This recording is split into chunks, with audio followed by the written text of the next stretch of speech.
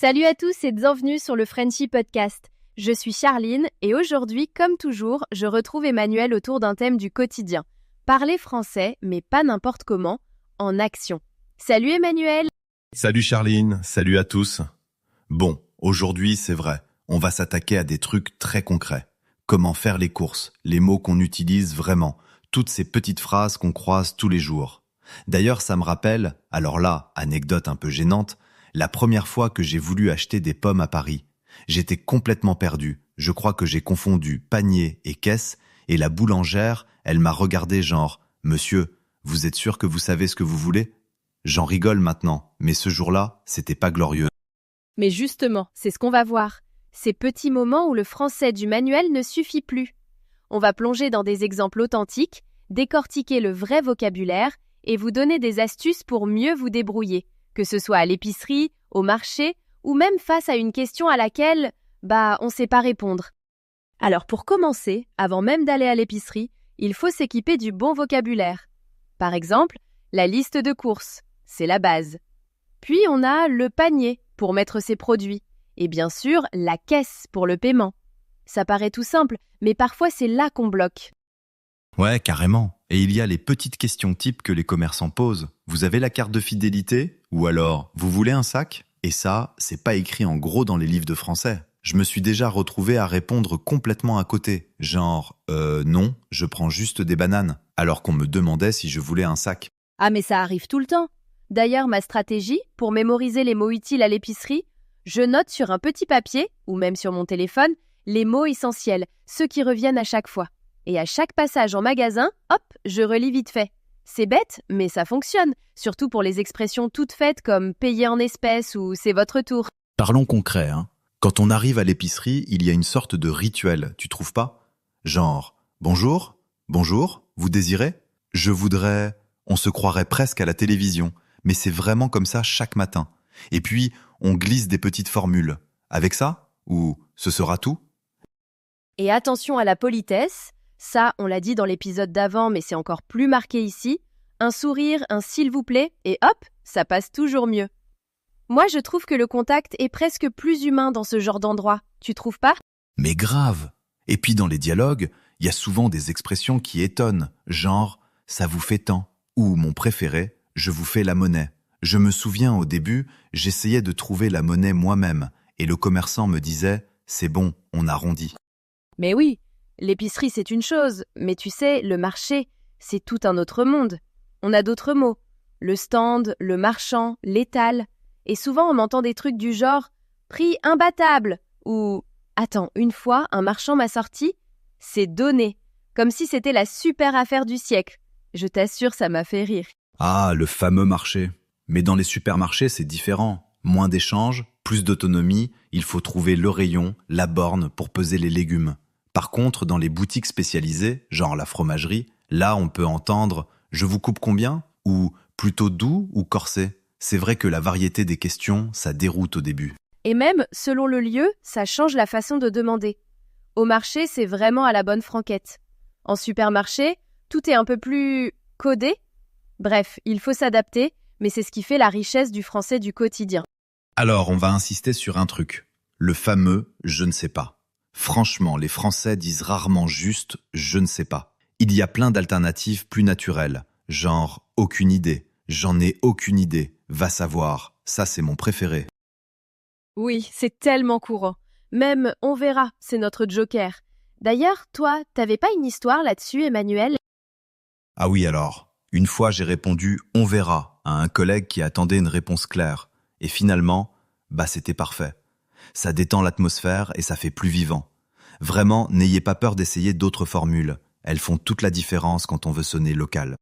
Reprenons 3 petites conversations entendues. D'abord, à la boulangerie. Ça sera tout pour vous ? Détail tout bête, mais c'est typiquement français ce « pour vous » à la fin. Deuxième, au marché. Tiens, t'as vu les tomates ? Elles sont à tomber cette semaine. On sent le côté expression imagée. Et la dernière dans un café ? Tu prends quoi ? Un allongé ? Un rapide ? Là, c'est pas écrit dans les livres non plus. Ce qui fait l'authenticité, c'est vraiment le ton. Tu vois, la manière de lancer la phrase, le contexte, c'est ça le secret d'une conversation naturelle. Oui, il y a la musicalité du français, le regard complice. C'est pour ça qu'il faut s'immerger, écouter et, comme tu dis, prêter attention au contexte pour bien saisir l'intention derrière chaque expression. Justement, cette variété, c'est en partie la culture qui la façonne. L'histoire, les régimes régionaux, tout ça, ça change la façon de parler d'un coin à l'autre. Entre Paris et Marseille, c'est le jour et la nuit. Oui, en fait, même l'argot change. À Paris, on dira « c'est ouf » pour « c'est fou », alors qu'à Marseille, ce sera autre chose. L'histoire locale, la musique, l'immigration aussi, tout se ressent dans le parler du quotidien. C'est ce qu'on aime ici, le français vivant, pas rigide. Ça me rappelle la fois où j'ai entendu un peu cher à Marseille. J'ai mis 3 jours à comprendre ce que ça voulait dire. C'est là où les podcasts entrent vraiment en jeu. On vous le disait dans l'épisode précédent, écouter du français parlé, c'est un raccourci pour progresser vite. On capte les accents, les vrais mots, les petites erreurs aussi. Et surtout, on entend le rythme naturel. Ouais, il y a des tonnes de podcasts. Certains sont faits pour les apprenants, d'autres pour les natifs. Mais peu importe, même si on piche pas tout, il faut réécouter, attraper les expressions, les intonations. Et mon conseil, c'est de répéter à haute voix. Même si on se sent ridicule au début, on finit par avoir le geste, la posture des Français. Une astuce que j'adore, faire ses listes de courses personnalisées, à sa façon. Noter les mots difficiles, inventer des catégories et, à chaque sortie, essayer d'utiliser au moins 2 nouveaux mots. Moi, ça me rappelle, Charline, ton jeu avec tes enfants. Ils devaient inventer un menu juste avec les trucs trouvés en magasin. Je me trompe ? Mais pas du tout. C'est un super exercice. En inventant des petites histoires autour des aliments ou en transformant la corvée de courses en mission spéciale, les enfants et les adultes retiennent beaucoup mieux. C'est ludique et mine de rien, on se crée des automatismes en vocabulaire. Avant de conclure, petite réflexion. Souvent, on s'accroche à des phrases scolaires type « Où sont les toilettes ?», mais remplacées par « Excusez-moi, je peux utiliser vos toilettes ?» ou autre expression du quotidien change tout. Parfois même, ça crée la surprise. Une fois, un commerçant m'a félicité pour une expression parfaite, juste avant de me faire remarquer, plein d'humour, que j'avais un accent bien prononcé. Comme quoi ? C'est ça. L'authenticité se joue dans de petits détails. Il ne faut pas hésiter à se tromper, à s'immerger, à aller au contact des gens. Plus on pratique, plus on sonne naturel, et plus on prend du plaisir à parler français. Et voilà, c'est la fin de cet épisode. Merci d'avoir partagé ce moment avec nous. On se retrouve très vite pour un nouveau volet du French Podcast, et d'ici là, faites vos courses en français, testez les vrais mots, et surtout, amusez-vous. Merci Emmanuel. Merci Charline, à très bientôt, et salut à toutes et à tous. Écoute la deuxième partie de Podcast français. Le point de départ de notre analyse aujourd'hui, c'est une phrase. Enfin, c'est plutôt un titre qui promet de révéler un secret de la langue française. Ah oui ? Arrêtez de dire « je ne sais pas ». Voici ce que les Français disent vraiment. C'est une affirmation assez audacieuse, je trouve. C'est même une promesse très forte. Ça suggère qu'une des toutes premières phrases qu'on apprend en français, une des plus fondamentales, serait en quelque sorte une erreur. C'est ça, et c'est ça qui est intriguant. Du coup, on va décortiquer cette idée. L'objectif, c'est pas de faire une simple liste de vocabulaire, ce serait un peu facile. Non, bien sûr. On veut comprendre pourquoi. Pourquoi une phrase aussi directe, aussi honnête, que « je ne sais pas » pourrait être perçue négativement. Qu'est-ce que ça nous apprend sur la communication ? La question du pourquoi, c'est la seule qui compte vraiment.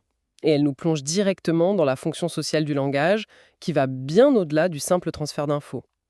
Un « je ne sais pas », parfois, ça peut agir comme un mur. Un mur, oui. Une fin de non-recevoir qui tue l'échange. On va donc explorer ensemble ces nuances. Le désir de ne pas paraître ignorant, bien sûr, mais surtout la volonté de préserver le lien social. D'accord, alors commençons par le début. En quoi je ne sais pas est si problématique ? Je dois avouer que mon premier réflexe est de me dire « mais attendez, où est le mal ?» Oui, c'est une bonne question. C'est direct, c'est transparent. Si je connais pas la réponse, le dire franchement, c'est pas aussi une forme d'honnêteté qui devrait être appréciée ? Est-ce qu'on n'est pas en train de suranalyser un peu ? C'est une objection tout à fait légitime. Et dans un monde purement transactionnel, où la com ne servirait qu'à échanger des faits, vous auriez raison. Mais la communication, c'est rarement aussi simple. C'est avant tout... Une danse sociale. Une danse sociale, exactement. Imaginez la scène. Quelqu'un vous pose une question, il y met de l'enthousiasme, il cherche un contact. Un « je ne sais pas » sec, lancé comme ça sans autre forme de procès, ça peut être interprété de plein de manières et rarement de la bonne. D'accord. Au mieux, c'est un manque d'intérêt. Au pire, un refus de coopérer. C'est un signal qui dit « votre tentative de connexion a échoué ». Fin de la conversation. Je vois l'image. La personne qui a posé la question, elle se prend un mur en quelque sorte. Elle se sent un peu seule avec sa question, peut-être même un peu bête de l'avoir posée. L'échange s'arrête net. C'est ça. C'est un peu comme si, dans un match de tennis amical, votre partenaire vous envoie une belle balle et qu'au lieu de la renvoyer, vous la laissez tomber à vos pieds. L'analogie est parfaite. Le but du jeu dans une conversation, c'est pas toujours de marquer le point final. C'est de maintenir l'échange, de garder la balle en jeu. Et c'est là qu'intervient une notion fascinante que le sociologue Erving Goffman appelait la face. La face? Oui, la face, au sens de l'image publique qu'on projette et qu'on cherche à préserver. Ce qui est intéressant, c'est que c'est universel, mais chaque culture a ses propres rituels pour la protéger. D'accord. En France, un de ces rituels, ça passe par la maîtrise de la parole, par l'esquive élégante. En évitant un « je ne sais pas » brutal, on protège sa propre face. On ne veut pas passer pour quelqu'un d'inculte ou de peu serviable, mais, et c'est le plus important, on protège aussi la face de son interlocuteur. Et c'est ce point-là qui m'intéresse. Comment est-ce qu'on protège l'autre en ne répondant pas directement ? On le protège en ne le mettant pas dans cette situation gênante où la conversation s'éteint brusquement. En reformulant notre ignorance, on lui montre qu'on prend sa question au sérieux, qu'on valorise l'échange. On lui dit en quelque sorte « ta question est intéressante ». Voilà, ta question est intéressante, et même si je n'ai pas la réponse, notre conversation, elle l'est encore plus. C'est un acte de préservation mutuelle. D'accord, l'enjeu est clair. On évite de bloquer la conversation pour préserver le lien. Alors concrètement, comment on fait pour ne pas laisser tomber cette fameuse balle ? J'imagine que ça dépend énormément de la situation. Ah oui, complètement. On ne répond pas pareil à son patron, à un ami ou à un inconnu dans la rue. Absolument. On peut regrouper les alternatives en plusieurs grandes familles, chacune avec une intention bien précise. La première, peut-être la plus évidente dans un contexte formel ou pro, c'est la famille de l'engagement. L'engagement ? Ce sont toutes les phrases qui veulent dire « je n'ai pas la réponse maintenant, mais je m'engage à la chercher » ou du moins j'y réfléchis. Le fameux « je vais me renseigner ». Précisément. Ou des tournures comme « c'est une bonne question, il faut que je vérifie ». Ou encore « laissez-moi y réfléchir, je vous reviens là-dessus ». L'intention est limpide. On transforme un moment de blocage en une promesse de collaboration. On passe d'une posture passive à une posture active. Mais est-ce qu'il n'y a pas un risque que ce « je vais me renseigner » sonne un peu comme une fausse promesse, une façon polie de se débarrasser de la question ? C'est un risque tout à fait réel. Tout est dans l'intonation, le contexte, la relation qu'on a avec la personne. Bien sûr. Dans un cadre professionnel, prononcer avec sérieux, c'est une marque de fiabilité. En revanche, si vous dites ça à un ami qui vous demande le nom d'un acteur dans un vieux film, ça peut paraître un peu lourd. Ou même insincère, oui. D'accord. Donc, pour le contexte pro, c'est l'engagement. Mais entre amis, comme dans votre exemple, on ne va pas dire « je laissez-moi y réfléchir ». Là, on entre dans un autre univers, j'imagine. On entre dans l'autre deuxième grande catégorie, celle de la dédramatisation. Ici, on admet son ignorance, mais on le fait avec légèreté, parfois avec humour, pour renforcer la complicité. C'est le royaume du langage informel. Ah. Le plus courant, qu'on entend 1000 fois plus que « je ne sais pas » à l'oral, c'est bien sûr « j'en sais rien ». Ou même juste « je sais pas ». Ou le classique « aucune idée ». C'est court, c'est direct, mais ça ne sonne pas aussi sec. Pourquoi cette différence de perception d'ailleurs ? Parce que le ton et le non-verbal changent tout. Aucune idée, c'est souvent accompagné d'un haussement d'épaule, d'un sourire, d'un regard qui dit « je suis comme toi ». Je vois. Le message implicite, c'est plus « je refuse de répondre », mais plutôt « bienvenue au club ». On est dans le même bateau d'ignorance, et c'est pas grave du tout. Ça crée de la complicité. Exactement. On peut même aller plus loin avec des expressions comme « j'en ai pas la moindre idée »,« va savoir », ou le fameux « tu me poses une colle ». Paradoxalement, partager son ignorance, ça devient un acte social qui rapproche. C'est un point fascinant. Et où est-ce qu'on classerait une réponse très moderne comme « demande à Google » ? C'est un peu entre les deux, non ? C'est coopératif, mais ça peut aussi être perçu comme assez cassant. Excellente question. C'est l'exemple parfait d'une formule moderne et ambivalente. Elle est à la croisée des chemins. Selon le ton, ça peut être un vrai conseil amical. Je ne sais pas, mais je sais où trouver la réponse pour nous. D'accord. Ou alors, ça peut être une manière à peine voilée de dire « ne m'embête pas avec ça et débrouille-toi ». C'est un marqueur social très révélateur de notre époque. D'accord. On a donc le registre pro de l'engagement, le registre amical de la complicité, mais il reste une troisième situation délicate, la question très technique ou très pointue, souvent en public. Ah oui. Là, on ne peut ni promettre de chercher, ni répondre par une pirouette humoristique sans perdre en crédibilité. Comment on s'en sort? On entre alors dans la troisième famille, celle de la politesse stratégique, ou l'art de la déviation. Ce sont des formules qui permettent de décliner la compétence sans perdre la face. La plus emblématique est sans doute « je ne saurais vous dire ». Ah, j'adore cette expression. Il y a une élégance folle là-dedans. Ça suggère une incapacité presque, circonstancielle, pas une ignorance fondamentale. C'est exactement ça. C'est comme dire « Ah, mon savoir, dans sa configuration actuelle, ne me permet pas de formuler une réponse. » C'est très subtil. C'est tout à fait ça. L'emploi du conditionnel, le « saurait » est une merveille. Il introduit une distance, une nuance de regret poli. On n'affirme pas « je ne sais pas », on émet l'hypothèse qu'on ne serait pas en capacité de dire. Et il y en a d'autres dans cette veine? Oui, on trouve des phrases comme « ce n'est pas vraiment mon domaine d'expertise » ou « je ne suis pas le mieux placé pour répondre » ou encore « il faudrait demander à un spécialiste ». Ici, on admet son ignorance tout en la justifiant. Ce n'est pas une faille personnelle, c'est juste une question d'aiguillage. Donc, si je comprends bien, on ne dit pas « je suis ignorant ». On dit « ma compétence est ailleurs ». C'est d'une grande habileté. Ça me rappelle une anecdote. Un dîner, un convive pose une question très pointue sur la politique monétaire argentine. Un silence un peu gêné s'installe. Personne ne savait quoi répondre, évidemment. Le classique. Voilà. Et l'un des invités, au lieu de dire « on n'en sait rien », a répondu avec un grand sourire « voilà une excellente question qui mériterait qu'on y consacre toute la soirée. Qu'est-ce qui vous y amène ?» C'était brillant. C'était brillant. En une phrase, il a admis l'ignorance collective, il a valorisé la question et son auteur, et il a relancé la dynamique du groupe. Personne n'a perdu la face et la conversation est repartie. C'est l'illustration parfaite de cet art de ne jamais être un cul-de-sac. Exactement. Finalement, quand on met tout ça bout à bout, l'engagement, la complicité, l'esquive élégante, ça dessine un portrait assez précis de ce qu'est une conversation réussie dans ce contexte culturel. Cela souligne, je crois, l'importance immense accordée non seulement à ce qui est dit, mais surtout à comment c'est dit. Dans beaucoup d'interactions en France, la forme peut primer sur le fond.